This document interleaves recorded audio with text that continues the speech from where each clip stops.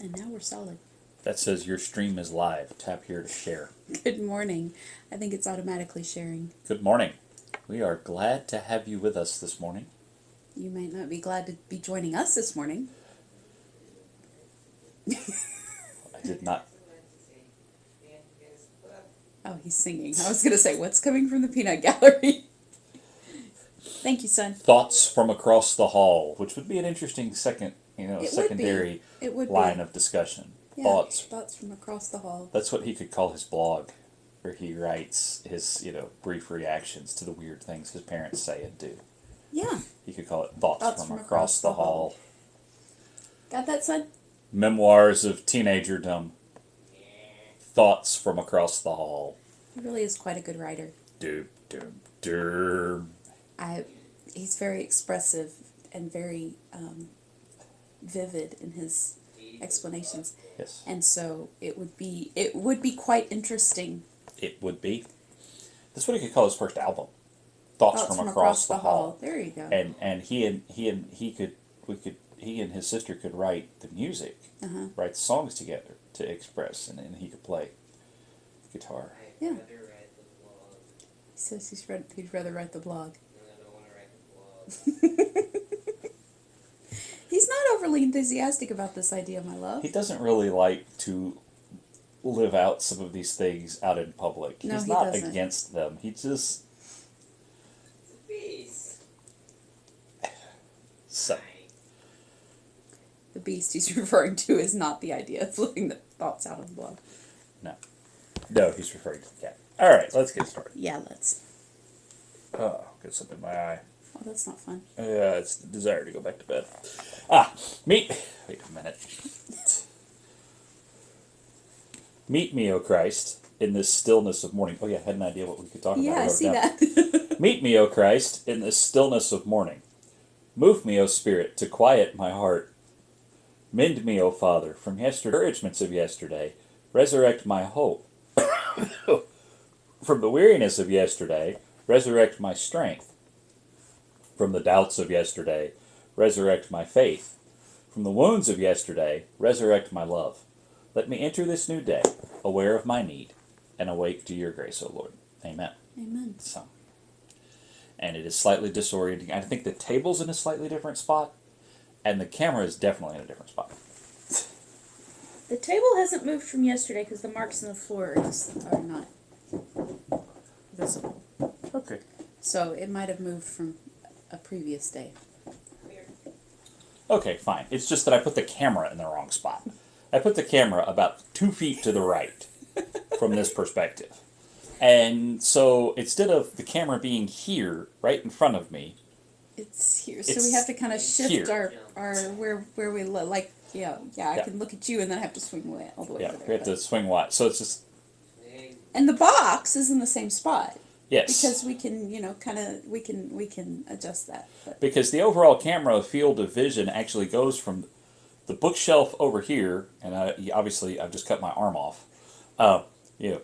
There's the rest of my hand, and then another 2 feet to the wall, and you go that way, and you've got that door that we don't tell you what's behind because it's a secret. We're trying to keep it a secret. yeah, we don't tell them the bathroom's in there. Yeah, that's the bathroom, but y'all don't know we have a bathroom. I don't know what you think we do with certain things, and then there's another door, and it's the width of that door is actually also on camera. I mean, it's a wide shot, and so we narrow it down to get just us. I mean, after all, this is like a 4-foot table, and we don't even put the whole table in the Right. shot. So anyway, so narrows the field of vision, so we can move the camera and still put it in get the various same places shot. and still get the same shot. Just a slightly different angle. Yes. So, it's been an interesting experiment the last 10 months doing this. Like, we started with the camera over there, and then with the Yep, With that. on the other side of the bed. yeah, so that shoot all the way across. Of course, it helped when we changed cameras. It But did. Anyway, all right. Well, today is Tuesday, so we talk about business and work. We too. So, tell us about your business Tell and us your work. about my business and my work. Tell everybody all your business. The website is live. The website is live. The website is live. Have you looked at it this morning? I have not looked at it this morning. I just saw the email that said, because I told, and this is something this is a quick inside. I I make it a practice to not check email before quiet time. But I don't legalistically stick to that. And this morning, for example, I had told my boss when I signed off last night, a couple hours after I typically sign off, I told her that I would check this morning and see if there was anything that she needed before I started school. So I wanted to go ahead and just glance at emails before quiet time to just kind of judge, hey, do I need to leave off a book? Yeah, and You know. yeah, how aggressively do we How- need to yeah. progress and all that kind of thing. So So, skip I- brekkie, that kind of thing. no. No. Give history questions, but not breakfast. Skip history questions but not breakfast. So anyway, I did glance at email this morning just to see, and I saw the email that the site is live, but I haven't gone to it yet. But Okay. but yeah, that's something about work is make sure it's in its proper boundaries. But yeah. And I think that, and maybe we can, maybe we'll save that for next week. I Well, don't no, know. that's a good one. But Well, but to pick up on that, make sure work stays in its proper boundaries, Mm-hmm. which means setting them, determining what those boundaries should be, Right. but also acknowledging that there are times that you talked about not being hyper legalistic about it. There are times that you got to flex with that. Mm-hmm. And for example, you all have just launched a new website, explorehomeschooling.com, Yes. correct? Yes. And it's very different when, and you don't launch websites every week. I mean, if you worked Right. for, if you worked for, instead of Well Planned Gal, if you worked for Website Creators Are Us, you would launch websites every week. Right. And It so would be a normal thing. the boundary lines around launching a website would need to be a little bit stronger. But because this wasn't normal, since this was a specific, definite thing, then those boundaries in that box that work needs to stay in, 50 other weeks out of the year, it overflows out of from time. And I think you also need to make space for that. I think sometimes Yes. we get, no, I'm going to, I will never do X. And it's one thing to say, I will never do X when you're talking about something illegal or immoral. Immoral, right. I will never rob a bank to make sure the church can pay its bills. Well, that's an absolute, but to say, well, we'll never do, we'll never, pass the plate a second time in worship service, which we aren't passing the plate right now anyway, just in case the guy 3 rows in front of you's got the COVID. Yeah. But, Well, there's something. In a few weeks, I'm going to need to work on a Wednesday night, right.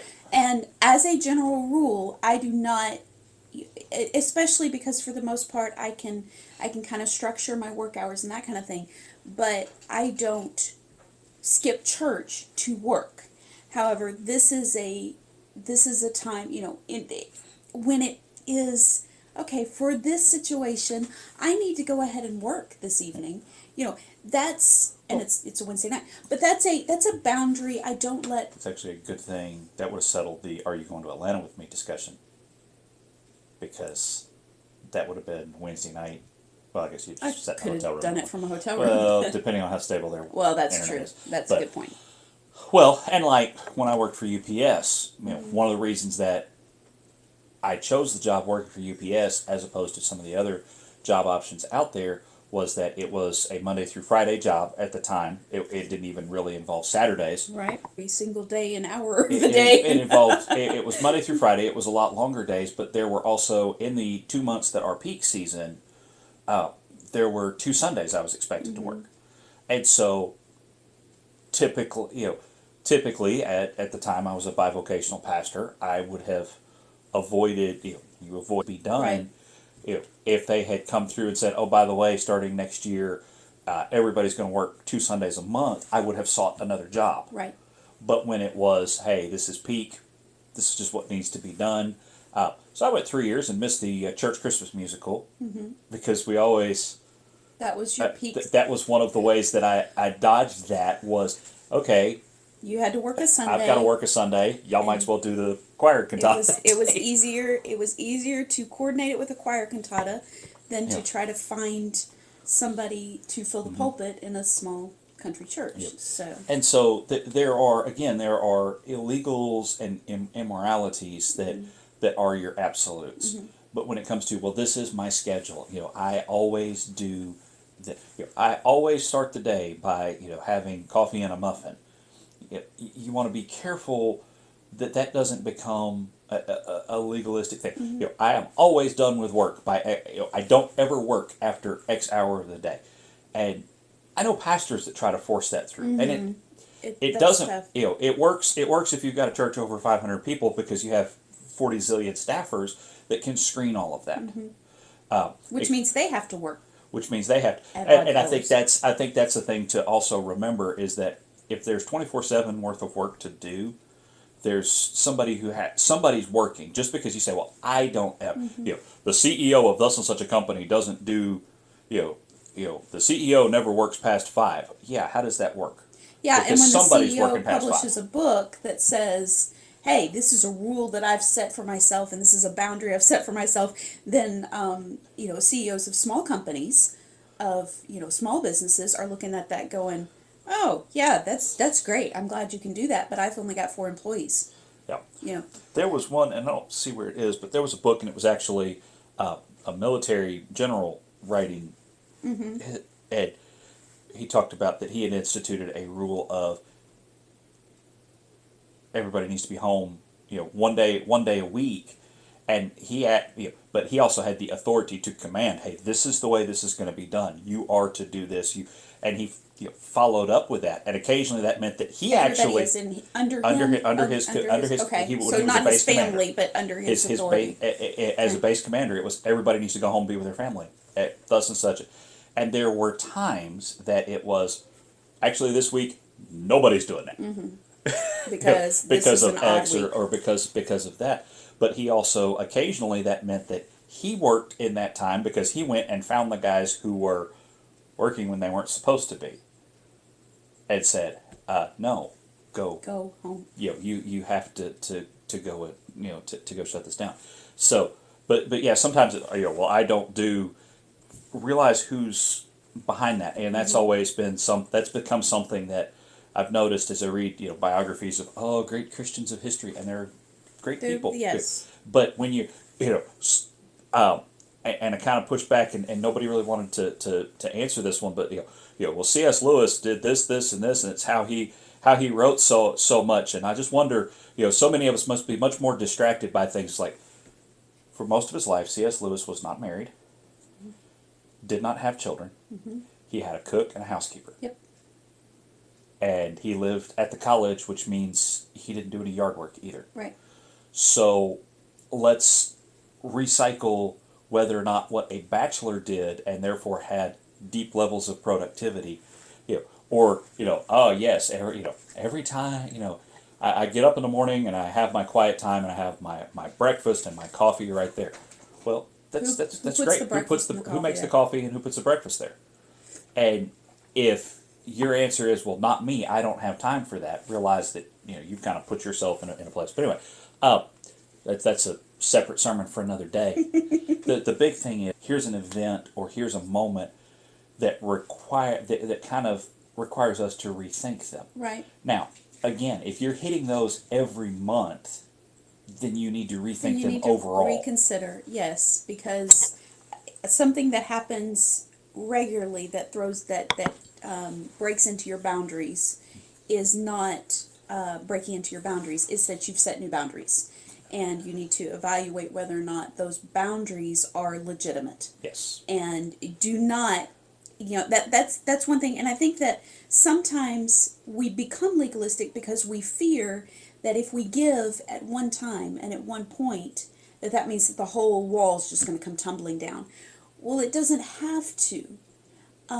Boundaries can be a little fluid, but they still need to be boundaries, and we still need to maintain them. And so it is very, very, very important that we don't allow them to collapse, but we also don't allow them to be 8 feet of stone. Yeah. 8 feet tall, 3 feet thick. That is impenetrable. that good solid wall, with a gate and a portcullis, and it's not easy to open the gate and the portcullis I mean, it should be defensive, Right. you know, but there should be, you know, hey, here's a key, you know, this, and this, unlock it, and sometimes even this, and a permission from this additional person. Yeah. With you working from home, and a lot of times with pastoral work, one of our Zoom. DeFloofy was up here to try to get to the fish again, and Monty stalked her, and then she turned and went that way, and he chased her. You know, a lot of times, one of our hang on, Right. okay, don't you think you need to stay at church and do this, or hey, well, you know, if we need to flex this with family time to make this happen, then let's work that out. And I think that's helpful to have somebody else that you can talk to. But as there's a lot of times, well, this time, after all, Jesus talked about the ox is in the ditch, but I think it was Adrian Rogers who said, if your ox is constantly falling in the ditch, maybe you should build a fence. Yep. If it's always an emergency, if you have to keep the gate propped open, then you need to rethink Exactly. whether or not it means anything. Exactly. Because if you tell, hey kids, I'm going to make family game night every week. We're going to do that every week, unless there's an emergency. And there's emergencies 50% of the time. Your definition of emergency is useless. Right. Even if there's emergencies 25% of the time, your definition of emergency is useless. It's got to be something that really is an emergency. You need to rework that, because otherwise, your word and your credibility is just. Yep. It's almost low. Never mind. We're not gonna make a Congress joke right now. So that's the kind of thing. So you want to. Hey, this is an exception. I worked Right. later. We got hopefully once a lifetime. With launching this website. This one. I mean, there'll be others. There'll be others. But We'll launch a new website at least once a year. But okay. So it's once a year. Once a year. Once a year to say, hey, I need to. I worked later than normal, and I started earlier than normal the next day. And a lot of the working later than normal was because the website coincided with with 2 weeks of holiday, and so it meant that the days that I wasn't off, I had to work a little longer. So. Gee, if you look at maybe the website planning should have looked at a calendar. No, I'm kidding. Yeah, the website planning was supposed to be worked into other downtimes, and so And with everything and else, with it's just there's certain time. Well, and that's another aspect. I know we need to wrap it up, but that's another aspect of the boundaries is looking at it and saying, okay, what are the other factors involved? Like, for example, this website launch. We've got cycles where we have to spend a lot of time and energy focused on other things, and so the timing on this website launch was, when can the person who can do web building, you're a small company, when does the person who can do web building have the freedom from all the other responsibilities to be able to build that website? And so that's another thing to look at, is there are other components. Don't make decisions, look at the big picture and decide where your boundaries are based on the big picture. Okay, I know that these decisions were made because of X, Y, and Z, and so therefore this boundary over here needs to be, this gate needs to be open. Yeah. Well, and that's, we hit that as well with church. There's a Yes. recognition, especially in a smaller church, or really what we would properly call it, what the term these days is normative size, a normal sized church. When you look at it and go, okay, there's about 15 people that do 80% of the work. Like if there's a church fellowship, there's 15 people that involves. So you have that do a lot of the work to make it happen. You have people outside that group of 15. Why aren't we doing this more often? But it's part of the responsibility and the planning to go. We can't. We have to protect those 15. We can't have them this week and then the week after, Right. because they also have social lives. They have other things going on, because it's all volunteers. Right. And And if they have you work, and they they have work, jobs and so if you cut if you cut half of them out, then the other 8 are going, we can't do this. we got to be We can't keep you have up with so you this. have to pay attention to those things and flex that, and make sure that you're not overloading and blowing up those folks. So Yep. all right, that's probably all we should do. Probably so, and we probably want to write down about what. And I really think, what about when our goals don't happen, kind of fits with the boundaries. We need to, when they Yeah. don't happen, sometimes we need to rethink those. So I think that'll be a good follow-up discussion. So we'll put that down. into Go back to this topic next week, Sounds good. as far as to that topic. So 1 through 7 is 1 through what 7.